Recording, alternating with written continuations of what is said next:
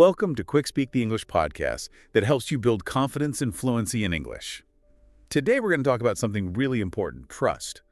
Trust is like the glue that holds relationships together, whether it's with friends, family, or colleagues. That's right. Without trust, it's hard to feel secure and comfortable with someone. Exactly. So let's start by thinking about why trust is so essential. What makes it so fundamental to any successful relationship? Imagine a world without trust. You wouldn't feel safe sharing your thoughts or feelings with anyone. You'd constantly be worried about being betrayed or let down. Communication would break down, and collaboration would become impossible. That paints a pretty bleak picture. So you're saying that trust is the bedrock upon which we build strong connections. Precisely. When we trust someone, we believe in their integrity. We feel confident that they have our best interests at heart. This sense of security allows us to be more open, honest, and vulnerable with each other. Okay, so we've established that trust is important, but how do we actually go about building it? It seems like something that takes a long time to develop. While it's true that deep, lasting trust is built over time, there are certain things we can do to cultivate trust more quickly. One powerful strategy is to be willing to share our vulnerabilities. That's interesting. I can see how being open and honest could make people feel closer to us, but it also feels a bit risky, doesn't it? Yes, it does require a certain degree of courage. But think about it this way. When you share something personal with someone, you're essentially saying, I trust you with this part of myself. And that act of trust can be very disarming. So it's about taking a leap of faith. Yeah. And hoping that the other person will respond in kind. Exactly. Of course, you don't want to overshare or divulge deeply personal information too early in a relationship. It's about finding a balance between being authentic and being mindful of boundaries. So maybe starting with smaller, relatable vulnerabilities could be a good approach. Precisely. For example, you could share a small fear or a past mistake without going into too much detail. This allows the other person to see you as a human being, someone who makes mistakes and has insecurities just like they do. It's about finding common ground through shared human experiences. I like that. Another important element of building trust is active listening. Right, active listening. I hear that term a lot. But what does it actually look like in practice? It's about being fully present in the conversation, putting aside distractions, making eye contact, and really focusing on what the other person is saying. So it's not just about hearing the words. It's about absorbing the message and demonstrating that you're genuinely interested. Precisely. And it involves more than just our ears. Using body language like nodding our heads, tilting our heads slightly to show we're listening intently and avoiding interrupting these, all contribute to active listening. It sounds like active listening is a skill that requires conscious effort and practice. It is, but the rewards are well worth the effort. When you truly listen to someone, you make them feel valued and respected. And that in turn builds trust. What about finding common ground? It seems like it would be easier to trust someone if you share similar interests or values. You're absolutely right. Discovering shared interests or values can rapidly accelerate the trust-building process. It could be as simple as a favorite hobby, a beloved author, or a passion for a particular cause. So it's about finding those points of connection, however small, that make us feel like we're on the same team. Exactly. When we discover those shared interests, it creates a sense of camaraderie, a feeling that we're not so different after all. And that can lay the foundation for a strong and trusting relationship. Now, I'm curious about the psychology of trust. What's actually happening in our brains when we decide to trust someone, especially when we've just met them? It seems like such a complex process. It is a complex process, Yeah. and much of it happens below our conscious awareness. Our brains are constantly scanning our environment for potential threats and rewards. So even when we're not consciously thinking about it, our brains are making lightning-fast judgments about whether someone is trustworthy or not. Exactly. These judgments are based on a variety of factors, some of which we're aware of and others that are completely subconscious. Like what? What are some of the things that trigger our trust detectors, so to speak? One powerful factor is social proof. We tend to trust people who are trusted by others. If someone has a good reputation or comes highly recommended, we're more likely to trust them. It's like we're thinking, well, if all these other people trust this person, they must be okay. Precisely. Another factor is authority. We're more inclined to trust people who are in positions of power or who have expertise in a particular field. So a doctor, a professor, or a judge would automatically command a certain level of trust based on their credentials and experience. That's right. And then there's The factor of similarity. We tend to trust people who are similar to us in some way, whether it's in terms of our values, our background, or even our appearance. It's like we're drawn to people who reflect back our own beliefs and experiences, making us feel more comfortable and at ease. Exactly. And finally, there's the importance of consistency. If someone consistently acts in a trustworthy manner, keeping promises and following through on commitments, we're more likely to trust them over time. So it's about building a track record of reliability. Precisely. So our brains are constantly evaluating these factors. Social proof, authority, similarity, and consistency to determine whether we should trust someone. It's fascinating to think about how much of this trust-building process happens below the surface of our conscious awareness. It is. And while we can't control all of these factors, understanding how they work can help us make more informed decisions about who to trust. Speaking of subconscious factors, I want to talk about body language. I know our nonverbal cues can have a huge impact on how others perceive us, but how do they specifically relate to building trust? Body language is incredibly important when it comes to trust. It can either reinforce or contradict to the words we're saying. So we could be saying all the right things, but if our body language is off, it could completely undermine our efforts to build trust. Absolutely. Think of it this way. Imagine someone telling you they're happy to see you, but they're frowning and avoiding eye contact. Would you believe them? Probably not. Their words and actions wouldn't be aligned. So what are some body language cues that convey trust? One of the most important is eye contact. Maintaining appropriate eye contact shows engagement, presence, and sincerity. It conveys confidence and respect. But how much eye contact is appropriate? I don't want to stare someone down and make them uncomfortable. You're right, there's a balance. Generally, aiming for about 7 to 10 seconds of eye contact at a time in one-on-one conversations is a good guideline. And remember to blink naturally. You don't want to look like you're trying to hypnotize them. Good point. What else? Open body posture is another important signal. Keeping your shoulders relaxed, your arms uncrossed, and your hands visible communicates openness, transparency, and a willingness to connect. It's almost like you're physically opening yourself up to the other person and inviting them in. Exactly. And your facial expressions matter too, especially your smile. A genuine smile can instantly make you seem more approachable, friendly, and trustworthy. It's amazing how much a simple smile can impact how people perceive us. It truly is.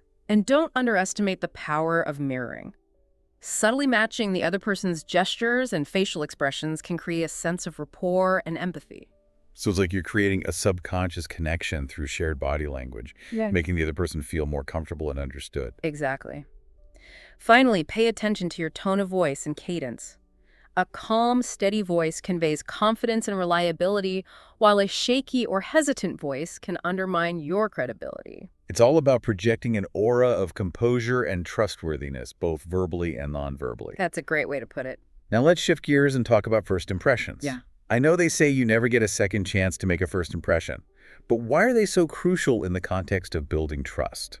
First impressions are powerful because they set the stage for all future interactions. They shape our initial perceptions of someone and can be difficult to change, even if we later receive contradictory information. So it's like we're creating a mental snapshot of someone based on our first encounter, and that snapshot can be hard to erase or update. Exactly, and that's why it's critical to make a positive first impression, especially if you're trying to build trust quickly. Okay, but how do we do that? What are some key things to keep in mind when we're meeting someone for the first time? First and foremost, be authentic. People can usually sense when someone is being fake or putting on an act. So don't try to be someone you're not. Just be yourself and let your genuine personality shine through. Exactly. And pay attention to your body language. We've already discussed the importance of eye contact, open posture, and a genuine smile. Those cues are even more critical when you're making a first impression. It's like you're sending a nonverbal message that says, I'm approachable, trustworthy, and interested in connecting with you. Exactly. And finally, show that you're interested in the other person. Ask them questions about themselves, listen attentively to their responses, and find ways to relate to their experiences. It's about shifting the focus away from yourself and demonstrating a genuine interest in getting to know the other person. Precisely. By following these tips, you can create a positive first impression that lays the foundation for a trusting relationship. Now let's flip the script and talk about things that can damage trust. What are some common behaviors that can erode trust quickly? There are several behaviors that can quickly destroy trust both in personal and professional relationships. Let's start with the workplace. What are some trust busters to avoid in a professional setting? One of the biggest trust killers in the workplace is micromanaging. When a manager constantly oversees every detail of their team's work, it sends a clear message: I don't trust your abilities. It's like saying, I don't believe you're competent enough to handle this on your own. That would be demoralizing. Exactly. And it can lead to resentment, disengagement, and a lack of initiative. Instead of micromanaging, it's important to give employees the autonomy and support they need to thrive. So trust them to do their jobs, provide guidance when needed, and celebrate their successes. What about communication? How can poor communication damage trust in the workplace? Unclear communication can create chaos and mistrust. If leaders aren't communicating clearly and effectively with their teams, it can lead to confusion, misunderstandings, and missed deadlines. It's like everyone is working from a different set of instructions and no one knows what's really going on. Exactly. And that can quickly erode trust as people start to question whether they can rely on their leaders for accurate information. So it's essential to be transparent, direct, and consistent with your communication. Make sure everyone is on the same page, provide regular updates, and be open to feedback. Are there other communication-related trust busters to watch out for? Yes. One common pitfall is oversharing underdeveloped plans. Sharing ideas or plans that haven't been fully fleshed out can make a leader appear unreliable or indecisive. It's like you're getting people excited about something that might never come to fruition. Exactly. It's better to wait until you have a solid plan in place before sharing it with others. What about taking credit for others' work? How does that impact trust? Taking credit for someone else's work is a surefire way to destroy trust. It shows a lack of integrity and respect for your colleagues. It's like stealing someone else's hard work and claiming it as your own. Exactly. And it can create a toxic work environment where people are afraid to share their ideas or contribute their best work for fear of not being recognized. So always give credit where it's due and acknowledge the contributions of others. What about gossiping? It seems like that would be pretty detrimental to trust as well. Absolutely. Gossiping, spreading rumors, or sharing negative information about others can quickly erode trust. It creates a culture of suspicion and backstabbing where people are constantly looking over their shoulders and wondering who they can trust. It sounds like a recipe for disaster. It is. Instead of gossiping, focus on building people up and fostering positive relationships. What about withholding information? How can that damage trust? Withholding information, especially when it's relevant to others, can create an environment of secrecy and distrust. People may start to wonder what you're hiding and whether they can rely on you for the truth. It's like you're creating an information vacuum that gets filled with speculation and rumors. Exactly. Be as transparent as possible. Share information freely and address concerns openly and honestly. Okay, what about breaking promises? That seems like an obvious one, but it's worth emphasizing. You're right. Breaking promises is a major trust breaker. If you consistently fail to follow through on your commitments, people will stop believing what you say and lose faith in your reliability. It's like you're eroding your credibility one broken promise at a time. Exactly. Your word should be your bond. If you say you're going to do something, make sure you do it. And if something unforeseen happens that prevents you from keeping a promise, communicate that clearly and promptly. Offer a sincere apology and explain the situation. What about empathy? How does a lack of empathy impact trust? A lack of empathy can make it very difficult to connect with others and build trusting relationships. If you're not able to understand and share the feelings of others, it can make you seem cold, distant, and untrustworthy. It's like you're not even trying to see things from their perspective. Exactly. Empathy is about putting yourself in someone else's shoes, trying to understand their feelings and motivations. It's about active listening, paying attention to people's emotions, and responding with compassion and understanding. So to build trust, we need to be both reliable and relatable. We need to demonstrate that we're trustworthy through our actions, and we need to connect with others on a human level by showing empathy and understanding. That's a great way to sum it up. Now, I'm curious about something called rapid authentic bonding. What is that, and how does it relate to building trust quickly? Rapid authentic bonding is about creating genuine connections quickly, even with people you've just met. It's about going beyond superficial small talk and establishing a deeper level of rapport. So it's like fast-tracking the trust-building process. But how is that even possible? Don't genuine connections usually take time to develop? They do, but there are ways to accelerate the process. One powerful technique is to practice something called radical candor. This involves being direct and honest with people, even when it's uncomfortable. So it's about being truthful, but not in a harsh or insensitive way. Exactly. It's about being honest while also being compassionate. It's about giving feedback that's both helpful and kind, setting clear expectations and addressing issues head-on rather than avoiding them. That sounds like a challenging but effective approach. It can be, but it can also build trust quickly because it shows that you're not afraid to be vulnerable and that you value honesty and authenticity. What about nonverbal cues? Can we use body language to facilitate rapid, authentic bonding? Absolutely. Nonverbal cues play a huge role in creating instant connections.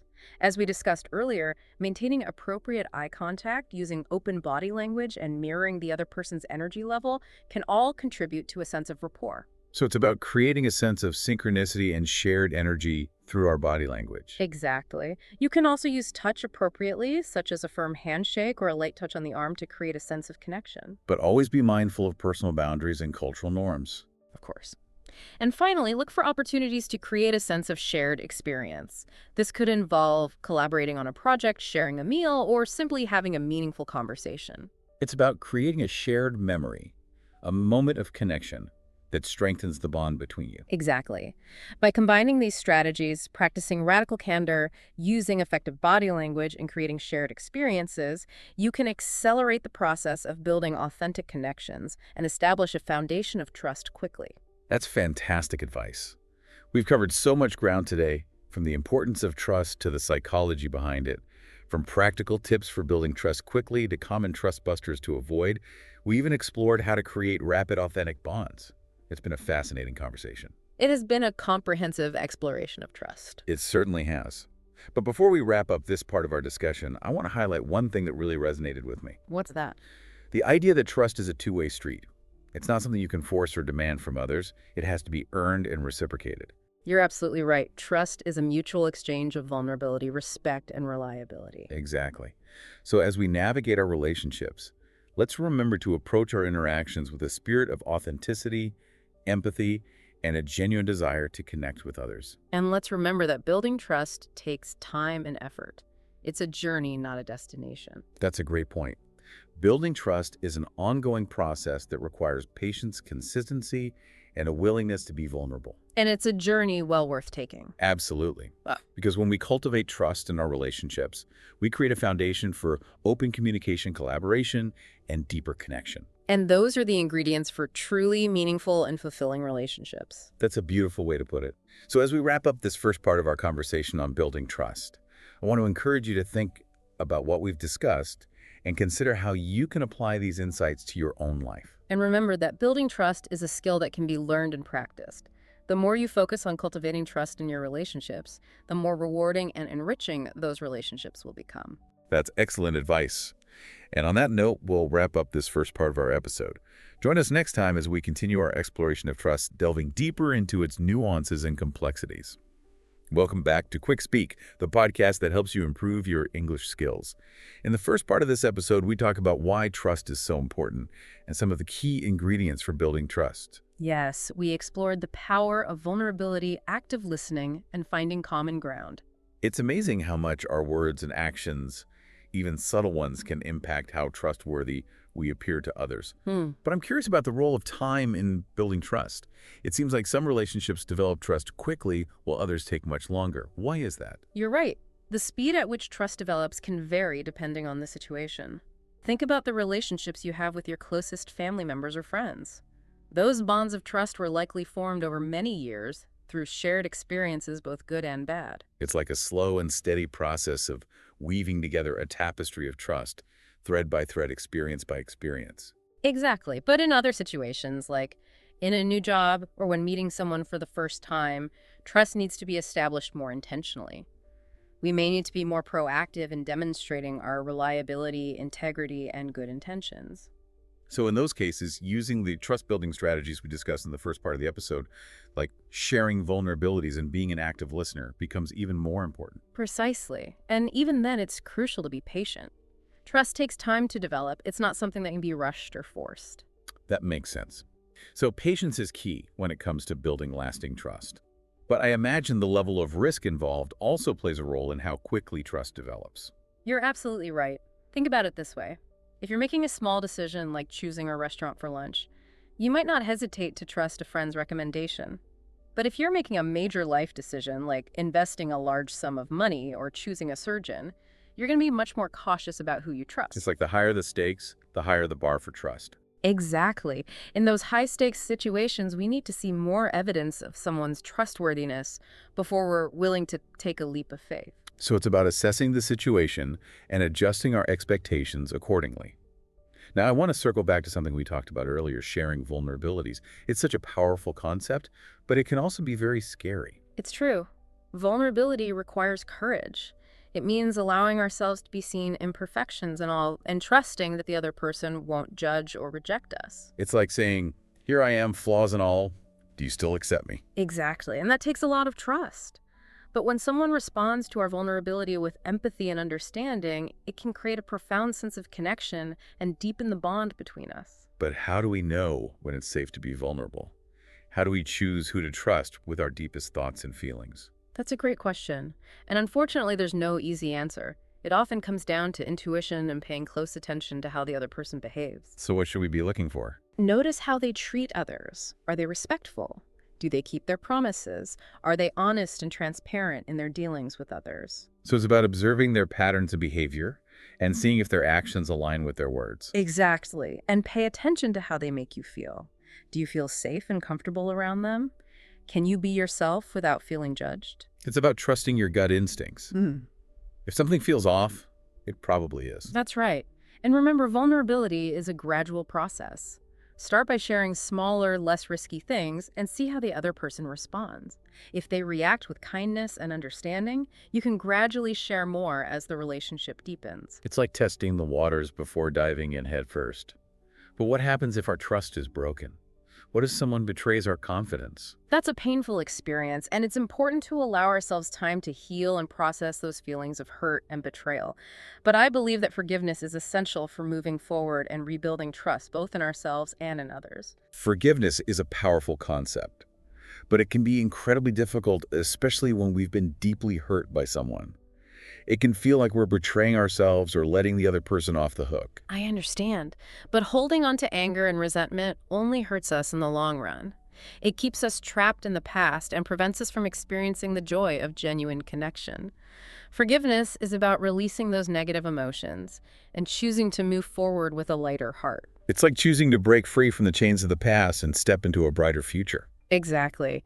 And remember, forgiveness is a personal choice. It doesn't mean condoning the other person's actions or forgetting what happened. It simply means choosing to let go of the pain and resentment that's holding you back. That's a powerful message.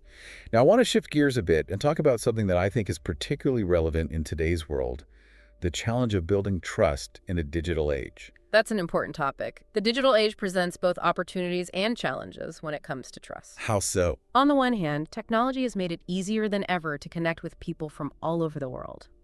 We can build relationships with people we've never met in person, and we can stay connected with loved ones across vast distances. It's like technology has expanded our social circles and given us access to a global network of potential connections. Exactly. But on the other hand, technology has also made it easier to deceive and manipulate others. We're constantly bombarded with information, and it can be difficult to know what's true and what's not. It's like navigating a minefield of information where trust is constantly being tested. Precisely. And that's why it's more important than ever to be discerning about who we trust online. So how can we navigate the digital world in a way that fosters trust and authenticity? Well, first and foremost, be mindful of what you share online. Remember that anything you post or send can be seen by a wider audience than you might intend. So think before you post and always err on the side of caution. Exactly. And be wary of people who seem too good to be true. If someone is promising you the world or trying to pressure you into sharing personal information, be skeptical. It's like the old saying, if it sounds too good to be true, it probably is. Precisely. And finally, take the time to get to know people online before sharing anything too personal. Look for consistency in their behavior, pay attention to how they treat others, and trust your gut instincts. So the same principles of trust that apply in the offline world also apply online. Absolutely. Building trust online takes time, effort, and careful observation. As we conclude this part of our conversation, I want to emphasize one key takeaway. Trust is a precious commodity. It's the foundation of all strong and healthy relationships, both online and offline. And it's something we can all cultivate and nurture by being authentic, vulnerable, reliable, and respectful. Those are powerful words to live by. Welcome back to QuickSpeak. In this final part of our conversation on trust, I want to focus on the incredible impact trust has on our lives and the world around us. That's a great idea. When we cultivate trust in our relationships, we create a ripple effect that extends far beyond those individual connections. It's like planting a seed that grows into something much larger and more beautiful than we could have ever imagined. Exactly. When we trust each other, we feel safer, more connected, and more willing to take risks. That sense of safety and connection allows us to thrive both individually and collectively. So trust isn't just about building stronger relationships, it's also about creating a more positive and supportive society. Absolutely. Think about the impact trust has on our communities.